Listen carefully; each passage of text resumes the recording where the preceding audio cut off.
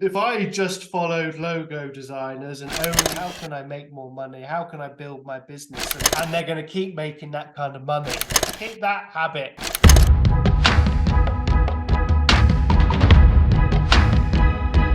I mean, usually this is a podcast for calligraphers, but since I think you're kind of involved with our community, like I follow you, a bunch of other calligraphers I know they follow you, and I don't know, I feel like close to calligraphy and lettering, and also just who you are and the story you have and what you create.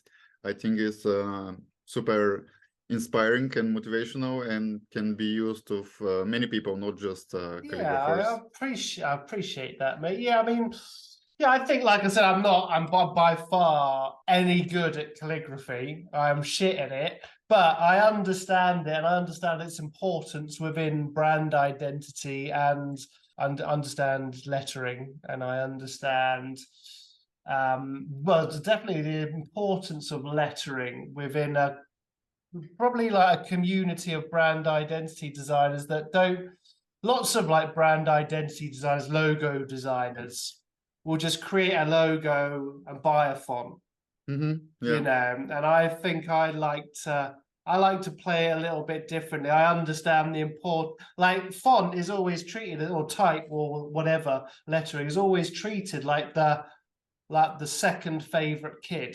Do you know what I mean? Yeah. Like it's never given like any time, any thought. And I'm like, as I said, like from my point of view, I'm trying to teach designers that it's as important, if not more important, Yeah. to focus on it. So I think there's enough. No, but the main reason I wanted to have you on the podcast is first, I think just as a creative, you do a lot of things the right way, and I think this can be useful for any creative. Doesn't matter if it's calligrapher or not. Plus, what I'm seeing is the majority of calligraphers, a lot of them they're good at what they do, but other aspects are not so well, which I think are also important for the social media, for example, Yeah, where marketing, for yeah, example. Yeah, exactly.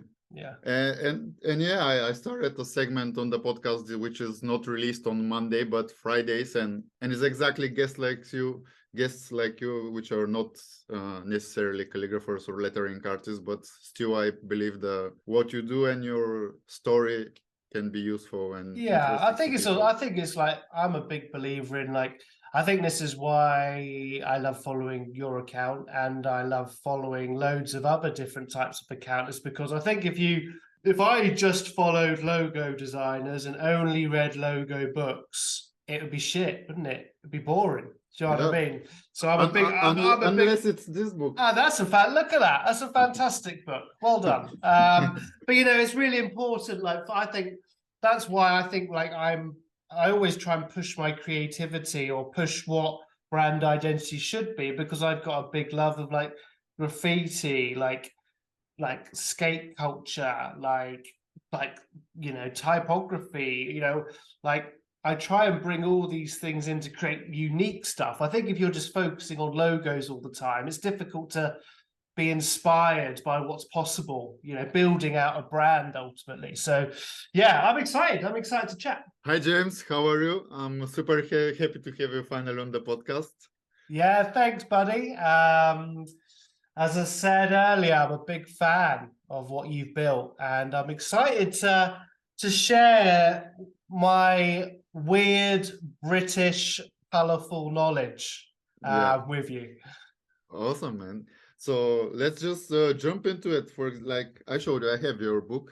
But usually I don't prepare for those podcasts, but what you do and how you do it, it's like so motivating to me that for the first time today, because also I have your book. I sat here, I read a bit because it's funny for me. I'm a book reader. I read a lot of books, Yeah, but I like to read books which are not related to art or to calligraphy.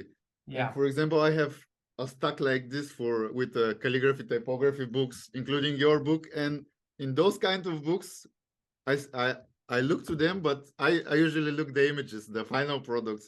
I yeah. know there is text, but usually I don't know. It's just me. It's weird, but yeah, today because I feel like you're a special guest on the podcast, and I'm happy to have you. I read a bit, so I will use your book as a guidance, and Lovely. later we also will talk about the book because it's a truly treasure and such inspiring pieces inside. Thank And you. yeah, but yeah, let's start about your story and your journey. How did you become interested in, should I say, logo design or graphic design in general? Yeah, I suppose, yeah, I mean, I suppose it's creativity to start with, isn't it? And then from there, you kind of niche down over the years. But like, yeah, I suppose like to kind of give you like the short journey of a long 38-year life so far, because I'm pretty sure we haven't got long enough to talk about all of it. But you know, for me, you know, I was always like, you know, creative, you know, but I was never the best at art at school. I was never the most talented painter or the best drawer or anything like that. But art for me was always something that I really enjoyed. And I suppose the fact that it can be, you know, subjective, you know, it doesn't matter if it's good or not, you know, it was just way more fun than math or doing science or anything like that. So, yeah, I was always very, very creative. Well, I always enjoyed creativity more than like the more academic subjects. So I was a sport, like quite heavily into sport as well. So I think that creativity and sport quite aligned quite nicely. And then, you know, over the years, I've kind of honed that down. You know, I was kind of like an artist, illustrator. I've done like tattoo apprenticeships and stuff like that. And then kind of, you know, we can go into like proper dark backstory, I'm sure, as we kind of go along. But, you know, I kind of had a bit of a drug problem, alcohol problem, kind of going through my teens, all down to some stuff that I went through. But like creativity and art was the one thing I had that I like to think kind of saved my life a little bit. You know, it was something that, you know, I can either continue being this person that I don't like being, or I can get distracted by something I do like doing, which was drawing, which was art. So I kind of, from those times, so I'm talking like late teens now, early 20s, you know, I was in a pretty bad place, but then did an art foundation, and then I went on to do like a diploma in graphic design, and then I went on to uni, and then got into a design job as like a, you know, a cup of tea maker. You know, I didn't really do a lot in the early stages, but you know, you start from the bottom and work your way up. And you know, I did a lot of, you know, photography, a bit of animation, bit of web, bit of branding, you know, bit of image manipulation stuff.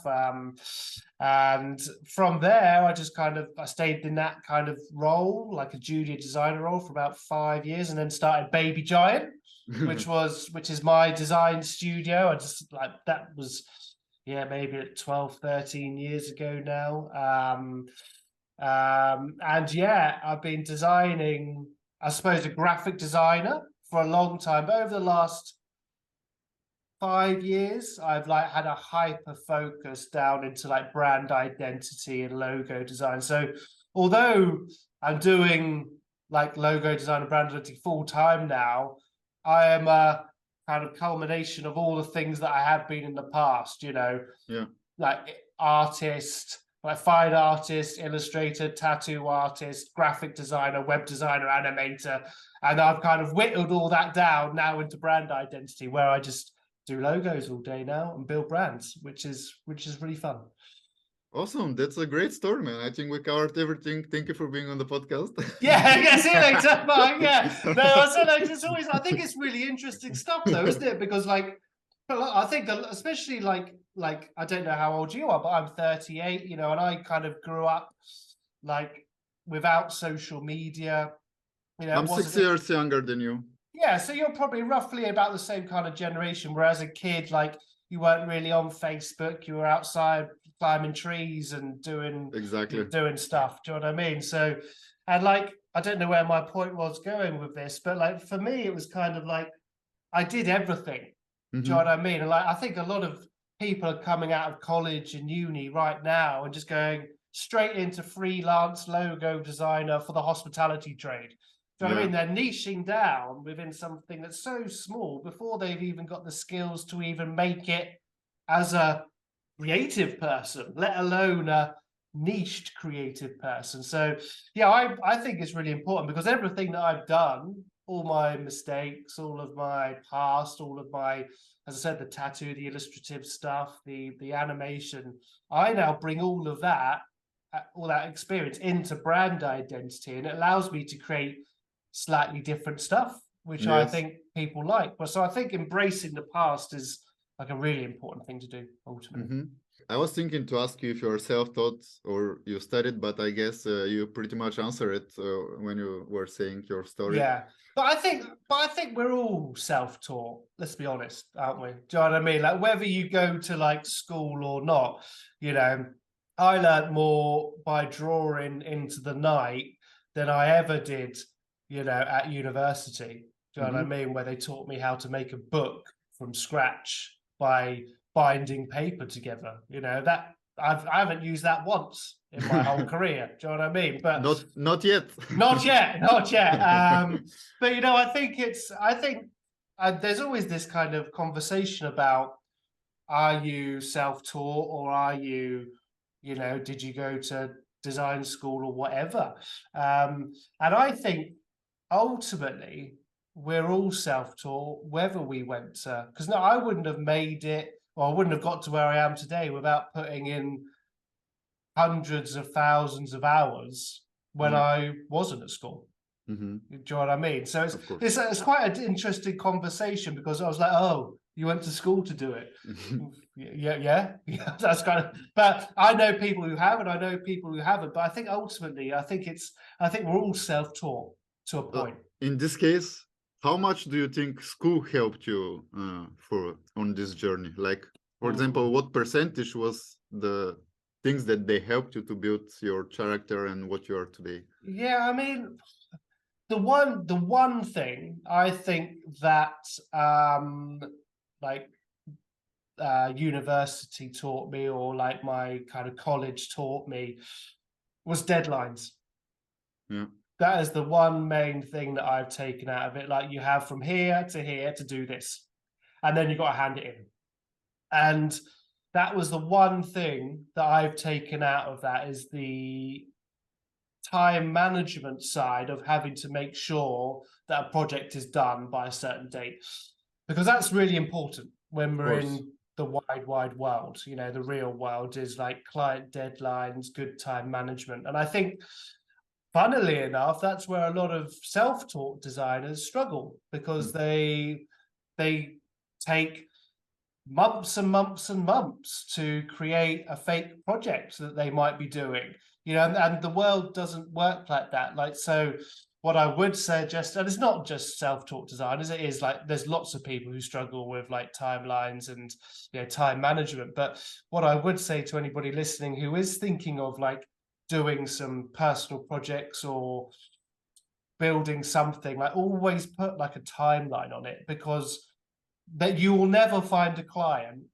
who comes up to you and gives you loads of money and says, just do it whenever you want. You know what I mean? Do it whenever you want, because sometimes that pressure and that time pressure keeps you sharp. Do you know what I mean? If you go, I'll just do it tomorrow, or I'll do it next week, it doesn't matter. It puts pressure on you. Yeah, for sure. Yeah, 100%. And like when you started with school, of course, it was part of your journey, but what do you think drew you exactly to the logo designing and brand identity? Like, do you know what? I don't really know.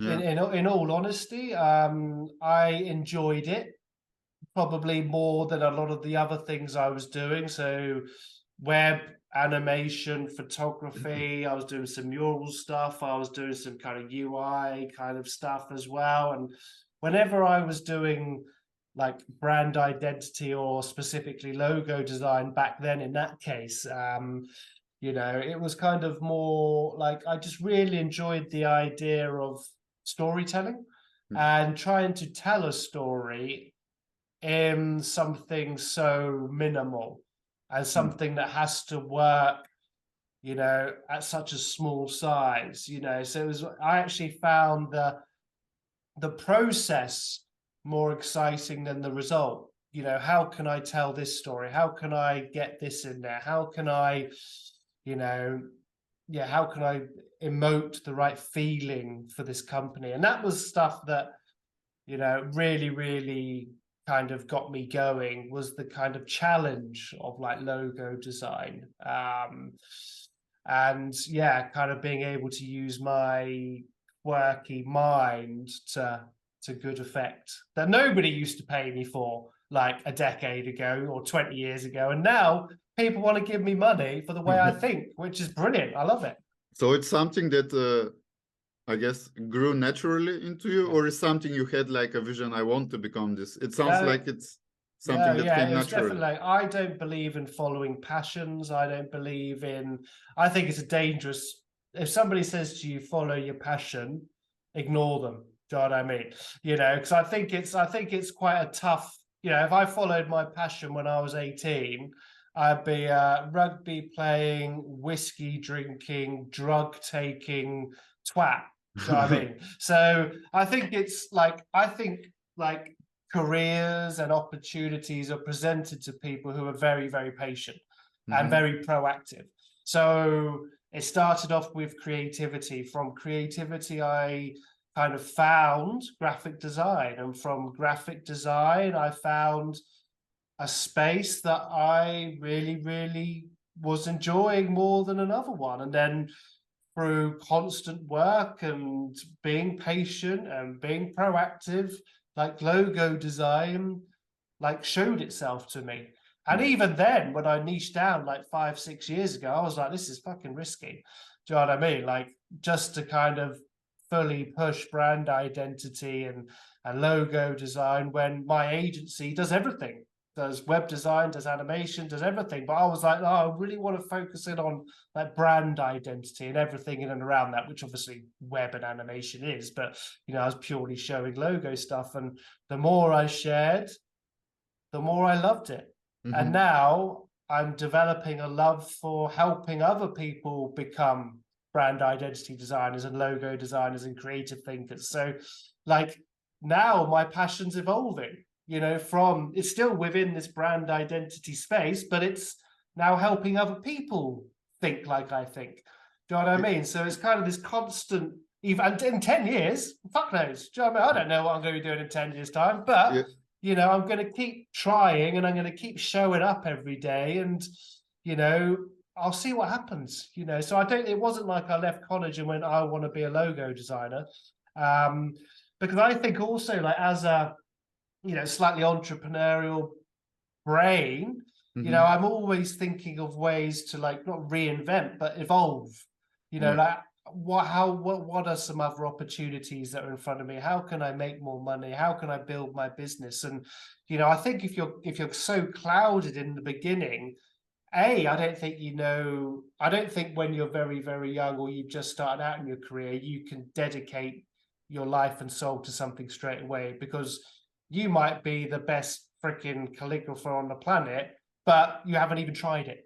You know, so I really like the idea of trying everything and then finding your space, rather than starting here and not trying everything. You just never know. So yeah, I think my niche and my love and my passion now and my purpose, you know, of brand identity is my reward for 15 years of trying to do absolutely fucking everything, basically. You scared me a bit when you started with like, whoever says is doing it out of passion is lying, because, you know, I discovered calligraphy when I was 23. Like, I've had love for letters throughout my life, and I've used it in different ways. But at 23, I discovered calligraphy, and straight away I knew this is what I want to do for the rest of my life. And everything that I do, it's out of passion. So when you said this, I was like, wait. Yeah, but I mean, it's not just, do you know what I mean? Like, you think about what you do, you know, you don't just write letters all day. You've built a community, you know, you've built so much other stuff in and around that. You're not just a calligraphy artist. You're so much more than that through your love of lettering. And like I said, like, I'm not always right. I only say what I think is right and what I've learnt from. And look, I mean, you can feel free to totally ignore me, but personally, I think it's very rare that somebody will leave school or do the same thing from when they're the age of, let's say, 16 for the rest of their life. It's very, very rare. And I think your passions and your love change as you get older as well. Like yours probably have, you know, you might have been very, very hands-on, you know, but you no doubt do lots more of the fun things now apart from calligraphy. So, you know. True, that's definitely true. Like, and yeah, I mean, don't worry, like the point you're here is to see how you think and what you think. So of course, whoever wants to agree, whoever don't want to. I know, but I think, do you know what, but I think that's really important thing as well, is like not, I think if we all thought the same and we all said the same stuff and we all did the same things, wouldn't it be very, very boring? I think it's like relearning what you think you know, because what I'm going to do now after this call is I'm going to go away and think about our conversation, and I'm going to like almost self-evaluate how I think. You know, did I always want to be a logo designer? You know, and I think like actually questioning like what you think you know is really important. Probably one of the best things you can do, I would say, actually. So yeah, thank you for questioning me. I like it. And you said like for 10 years you were like doing it and not really getting paid. So I want to ask, what were the struggles you had in those 10 years? What were the easier things for you? And what kept you moving and not giving up on what you're doing? I mean, it's a bit three questions in one, but yeah, I mean, I've always been very comfortable with the fact that I'm not the best designer. But I am one of the better designers who can market themselves. Do you know what I mean? So I think I've always like had a very high work ethic. Not always, you know, not when I was dribbling, doing drugs and like drinking all day, but you know, like especially over the last decade, I would say since I've had my own agency, I've worked every single day on my business pretty much. You know, even on the weekends, you're thinking, creating content, replying to emails. You do slow down, you do get out the office, but if you run your own business, you never really switch off. It's impossible. As soon as you do, I think there are no weekends for us. I mean, sometimes I don't even know what date it is. Like for me, it's like every day I have to work. Yeah, so I think there are days where we do less, but there are obviously days we do more. So, but yeah, I mean, for me, it was like I've always understood the importance of marketing and getting in front of people and doing things that would possibly get me work. So that's gone from obviously before like the rise of social media, you know, when we started Baby Giant, I would create like little workbooks. So I'm just trying to see if I've got any handy here. I think I do. Wait there, 2 seconds. Yeah. Can I reach this far without knocking anything off? I don't know. Wait there. Found it. So yeah, like rather than like, you know, spending like loads of time on, which we did do, obviously building our website and all of that kind of stuff, I built like a kind of really nice like portfolio book with like loads of work in it, and what I ended up doing was like sending that. I would take that to client meetings. I would give them it for free. We would send it to like other design agencies and other kind of like generally people who might not have a in-house designer, so maybe like advertising agencies or PA agencies or other marketing agencies. And that was a great that work. I mean, that cost me maybe, let's say a decade ago, like maybe $5,000. You know, back then was quite a lot of money for like not very many books. But it's made me 60,000-70,000 in work, you know, over the decade, or over the decade, but not so much now because it's very, very old. But that's what I did in the original kind of stages. Rather than just wait for people to come to me, I was very proactive about finding work and reaching out to people and saying, hey, I'm James, blah, blah, blah, blah. And now I've taken that to the next level with social media, and I've used it as a tool. It's not, to me, it's not social media. To me, it's a marketing tool. So I use it every single day to share my work, share my ideas. And, that's grown to something way bigger than I could have ever dreamt of it becoming, and even now it's like help me have a published book. It's, all sorts. So for me, like I said, there's so many talented or more talented, like better execute, like more detailed, cleverer designers than I am. But I think what separates me is my ability to market myself. So that's, I think, a long answer to that. I think the marketing part is true, but I think the other important factor is all these things that you're a mix of makes you unique, you know, and unique people, unique artists, everything that's unique attracts other people. Yeah, I'm very open about my past and my fuck ups and what I've done and my work and my process. So like one of my kind of guiding pillars is like vulnerability. Another one is honesty. So whatever it comes to talking about, whether it's something that I've gone through personally, or even when it comes to sharing my work, I'm very open about giving my ideas away and telling people how I do stuff. And I'm very honest about, like on my newsletter and stuff. And within my book, you'll know I'm very honest about my past. And like many people told me not to share this stuff online. Many people told me to, you don't need, it will stop you from getting work. It will kind of affect your business and all the rest of it. But it's done the opposite.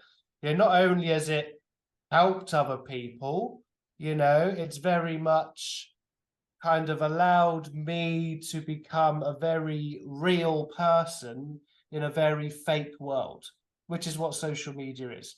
Do you know what I mean? I'm so happy that you said this. I'm so happy that you said it, because I have a bunch of times where exactly I have to argue with people because I want to share something like this, like something that's from my life. And even though it's not the best thing, I think it's important for us to keep real. Like, I mean, it might be not the best decision or whatever you've done, but this also somehow in the universe world ways, it helps you to be built in whatever you are right now.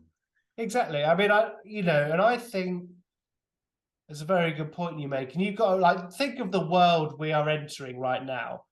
Like very soon, obviously social media has sped this process up. People stand in front of cars they don't own to pretend that they're cool. Do you know what I mean? Because they want to show off. And there's a bit of a pandemic really of like people pretending to be other people. People pretending to be something that they're not. And the funny thing is, like, we spend so long, like, especially when we're younger, trying to fit in. Whereas the people who tend to go the furthest are the ones that stand out. And, and that's sort of like a really interesting thing to think about. Like if we go into like AI, right now, like it's going to be soon, like if not already happening, very difficult to know what's real or not. Whether it's a human, whether it's a video, whether it's something we see on TV. This AI world that's happening right now and has been happening for a long time, but is happening very prevalently now, is going to be really difficult to know what's real and what's not real. So that is the number one reason why everybody should be telling their own stories. Good, bad, indifferent. Do you know what I mean? It's pretty fucking scary to think about. You could be watching, your president or your prime minister on a video online thinking it's them, but it could be AI generated. I know exactly what you mean. I mean, I have friends which work in this area, and it's scary. I experiment myself with it. Like, I have fun, but at the same time, I realize how crazy and exactly. And I think that's why it's really, really important, and more important than ever, to tell your story, like, Mm. because it's what makes you real and what makes you unique. It's funny because like last week I had a podcast and I don't remember who it was with, but I spoke and I said this like, for example, we take Instagram. Yeah, you said like we live in this fake world, and I think everybody's trying to show their best sides. Like, Oh yeah, if I do a piece, I want to be the best thing, or no mistake, anything like this. And I think this is kind of dangerous, and that's why I upload a lot of stuff which I'm not even happy with it. You know, it might be not my best work. Sometimes I do mistake, but that's the process. You know, yeah. if people are getting used to see only the best and the best, it scares away sometimes. Like, let's say I'm new to I want to learn calligraphy. If I see only perfect work without any mistakes and stuff like this, I might never even want to try, you know. Yeah, I mean that's exactly the reason why. I mean, I've lent heavily into reels recently, but before that, you know, I was sharing work that the client didn't like. Do you know what I mean? And sharing ideas that the client didn't choose, because it's not the fact that they weren't good, it's just they weren't right. Do you know what I mean? I think there's obviously a bit of a difference between obviously like calligraphy and brand identity, but the idea is the same, where like sharing the stuff that wasn't chosen, that the client didn't like, all those kind of things, I think are really important. So yeah, I'm big in for like leaning into sharing like mistakes, because that's what I think makes us all interesting. Ultimately, is the shit.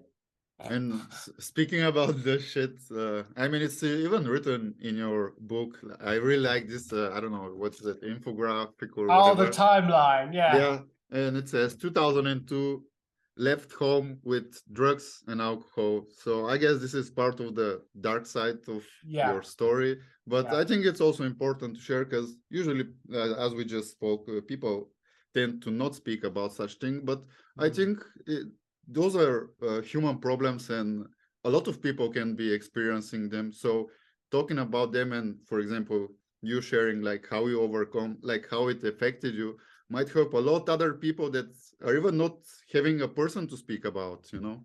Yeah, I mean, that's like, for me, the reason that I share that stuff, and I would still do it even if I didn't have the audience that I do now, but I think it's really important to let people know that, you know, it's okay to hurt, and it's okay to not get it right, and it's okay to make mistakes. And I always said if I ever got into a place of like influence, I would use my platform for good. I would always try and, you know, share my very real story. And like, you know, I'm sexually abused at the age of 11, you know, kicked out of home at 17, expelled from school.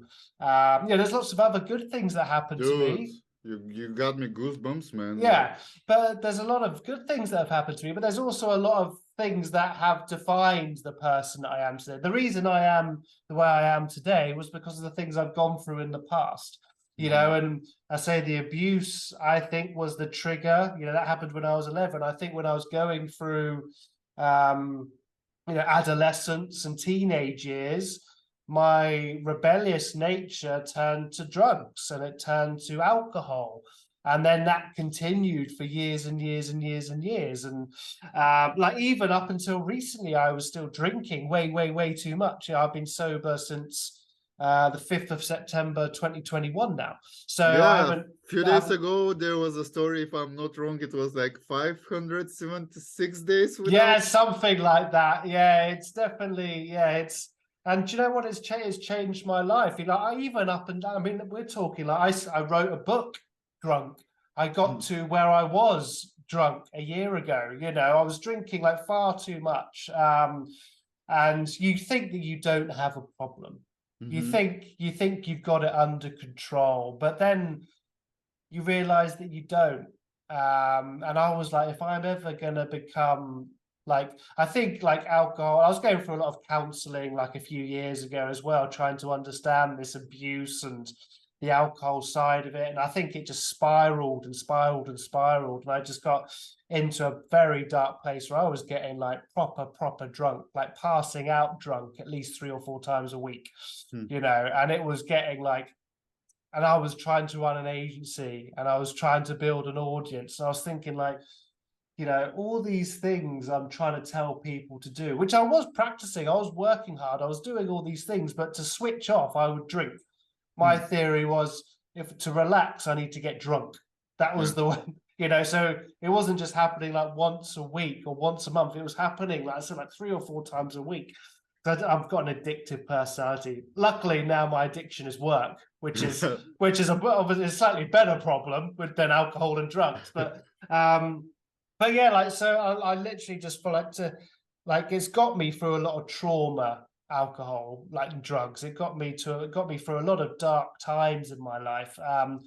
But I realized that they weren't helping me. They weren't going to allow me to become the person that I could possibly be. And that's one thing for me that drives me, is like, I really want to fulfill my potential. That's like the one thing that I wake up every morning and go like, what can I do today that gets me closer to the person I want to be? Do you know what I mean? So, and that's what drives me now every single day. So I couldn't become the person I want to become getting drunk 3 times a week and passing out. So that means that while you've been running your agency and doing work for clients, you've been drinking. So first I want to know, how did this affect your work? Like drinking and at the same time doing all this stuff. And then the second question is, how did you realize it was problematic for you? I suppose the first question, which is like how it affected, you know, I mean, it affected me in a way that I was productive, but not as productive as I could be. You know, because you think about, if I was drinking a few times a week, you know, some of those days I was recovering from hangovers. Do you know what I mean? And I generally try and probably take Friday off because I was getting so absolutely smashed on Thirsty Thursday. Do you know what I mean? So I'd go into work on Friday and do basically nothing ultimately. And then I'd have to work weekends. So I think my time management struggled. I think my relationships struggled, not necessarily like with my clients, but like when I talk about relationships within that client realm, it's more like, it's not like, obviously there is like my relationship was struggling with my wife and all the rest of it, and my friends, but like the client side of it, like emails, I was quite short on emails. Do you know what I mean? I wouldn't take feedback very well, or as well as I do now. Do you know what I mean? So like, that's what I mean by the client relationship, is like, and I was never rude, but you know, sometimes because I'm sober now and I'm a very clear thinker now, like I'm so much calmer, got less anger. Like, it's so much easier to take feedback. It's so much easier to communicate my ideas. It's so much easier to be happier, which is a really nice thing in general. So that's what I would say, like, that's how it affected me a lot. And then, like, when the book happened and when like other opportunities started to arise, and I started to lean a little bit more into this educational James. It wasn't just sharing my work. It was like, okay, I'm going to build a course. Okay, I'm going to write a book. You know, I'm going to do all these things. Like, my mind told me that, like, there's an opportunity here. You cannot be telling people what to do if you're not of kind of, you know, looking after yourself, and you're not kind of, ultimately just being good to yourself. And I was like, I've always been very driven, like I said, but I knew that I said, like, obviously after COVID, you know, staying at home, like I was very, very busy during COVID. Like, everybody like over here in the UK was getting paid 80% of their wages and doing nothing, getting drunk. Do you know what I mean? So I was working like 50, 60-hour weeks and getting drunk and writing a book. And I think the kind of combination of all of this pent-up energy, like after COVID, and obviously after everybody went back to work, I just hit a wall. I was like, I cannot continue like being this person. I can't be the person I want to become if I'm still this person. So I had to thank that James and say, James, version 2, you were great. Thanks for getting me for all the shit. Because I wouldn't be where I am today without him. But I'm going to have to let you go now so I can go on and be the next version of myself, which is a dad, which is sober, which is, you know, what I would like to try and call myself as an educator, a kind of leader. You know, I can't be these things if I'm still holding on to this person. So I just had to let go. And that was a very clear thing for me. Like I said, on 5th of September, I just like, nah, no more. And that was my last drink, my last cigarette, my last drugs, my last everything. Dude, like, but okay, how? Like, for example, I'm trying to stop cigarettes for the last, I don't know, few months, and this, like, for example, I stopped eating meat when I was 20. I've been a bartender for 11 years. I've been drinking a lot. I've many things I have no problem. I can stop, but cigarettes, dude, like cigarettes is a tough one for people. I have friends like with cigarettes. I was a social cigarette. I was a social smoker. Like I did a lot of like weed, drug, like ecstasy, coke. They were kind of my go-tos with alcohol. But the cigarettes, like if I wasn't drinking, I wouldn't smoke.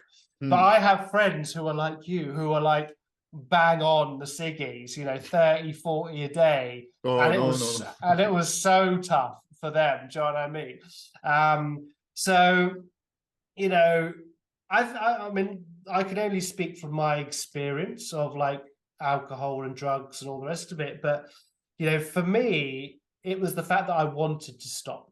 You know, I think you have to want to stop to be able to stop. If you're like with anything, if you're kind of like, I still kind of like it and I know I should stop, but, you know, it's very difficult. Do you know what I mean? Like sometimes you need to have motivation to stop as well.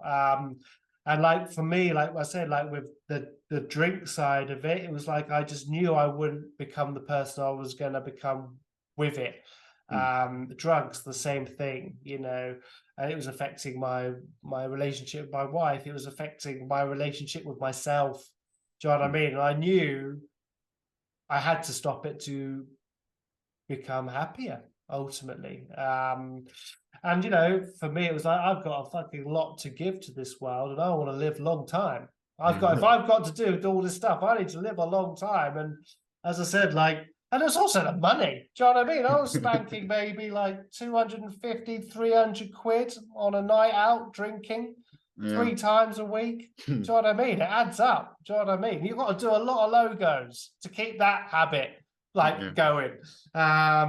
So yeah, it's a want to give up. You've got to want to do something to be able to stop it, I would say.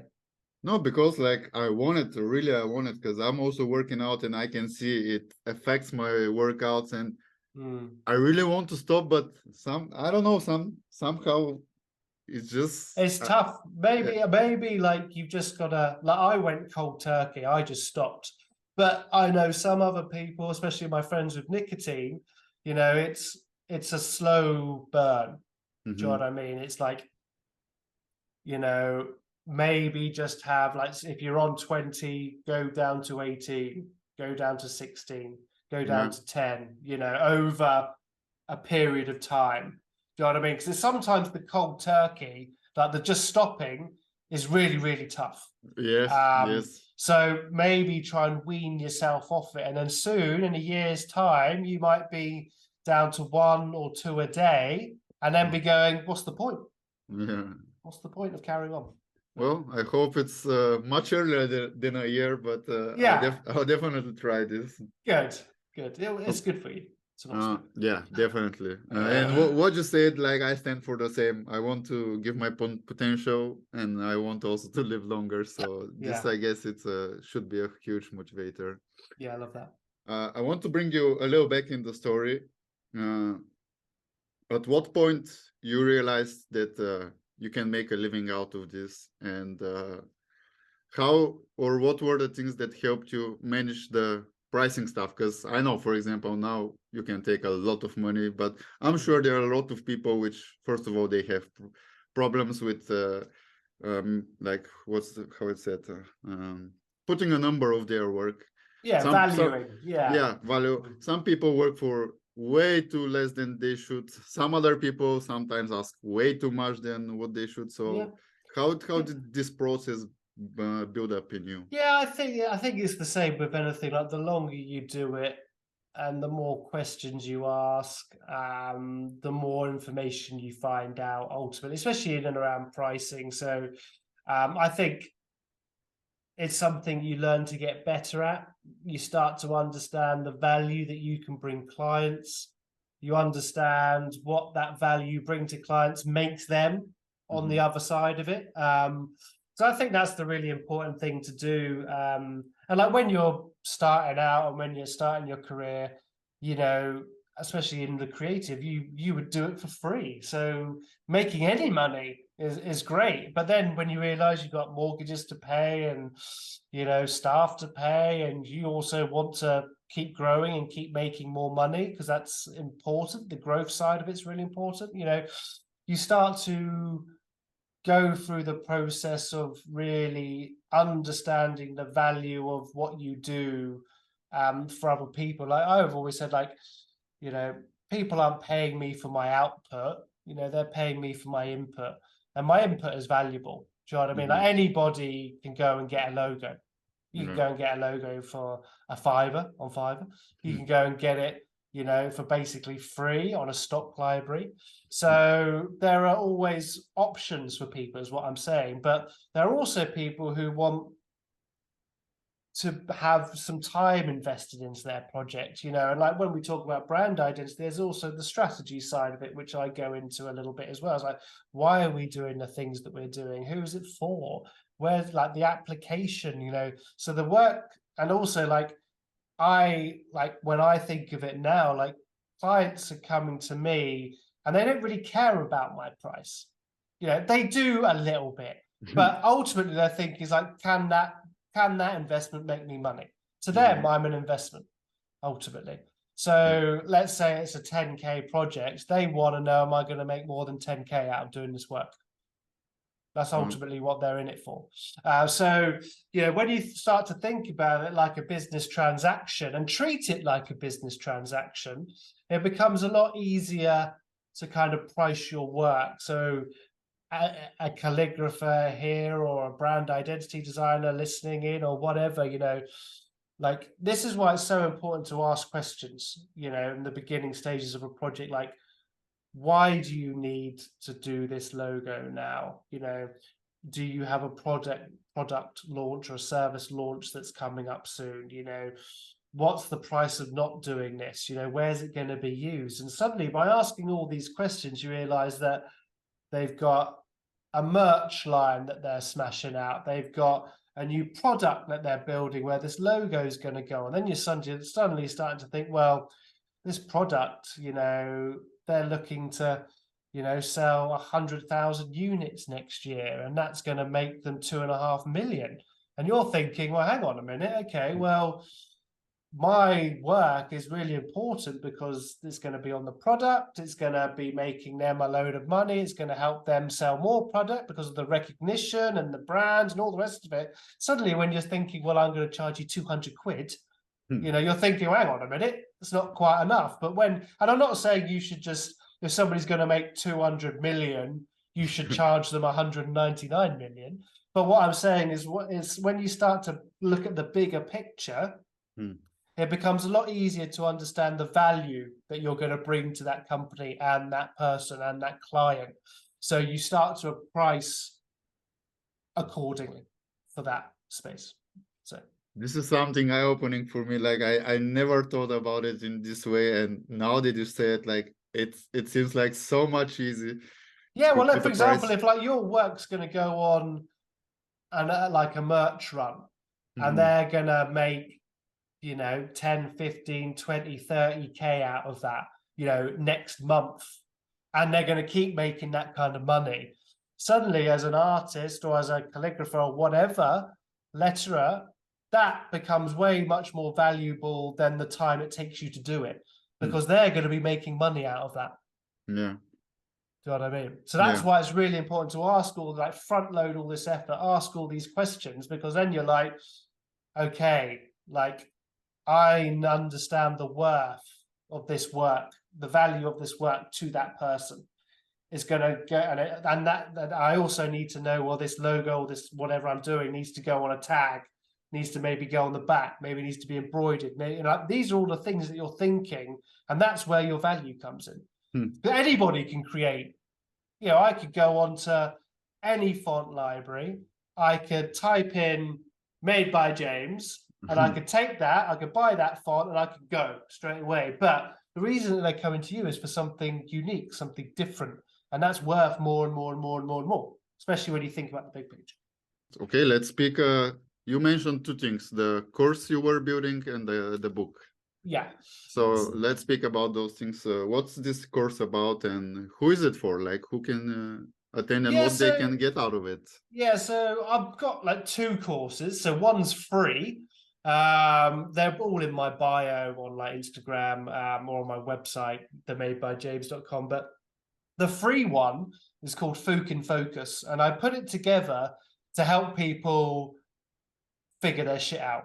Do you know what I Mhm. mean? So it goes into like really understanding like who you are, like what you should be sharing, how you should be sharing it, how you could possibly structure your social media content, like how to talk about your services, how to get clients, and all the rest of it. It's kind of like a 70-minute, freebie I've Yeah. put together for people. But then I've got my Logo Legends course, which is very much like focused in on like people who are interested or want to make money out of brand identity design. It goes into like the process, and not just the process of brand identity and logo design, like how I think and stuff, but also like the business side of it. How can we like, where do we start our pricing?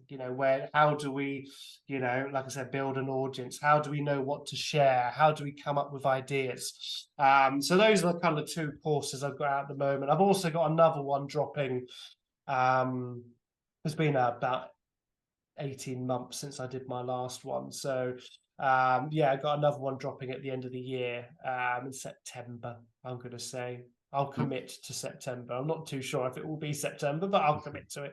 And that's going to be like a very much fundamentals, of like thinking, creative thinking. And, I've had like all sorts of people take my Logo Legends course, photographers, architects, just because they want to understand how I think, and the process of it as well. So yeah, it's kind of open to everybody. And the book, you know, yeah, is that's like over a year there. Like, I think it came out in early 2022.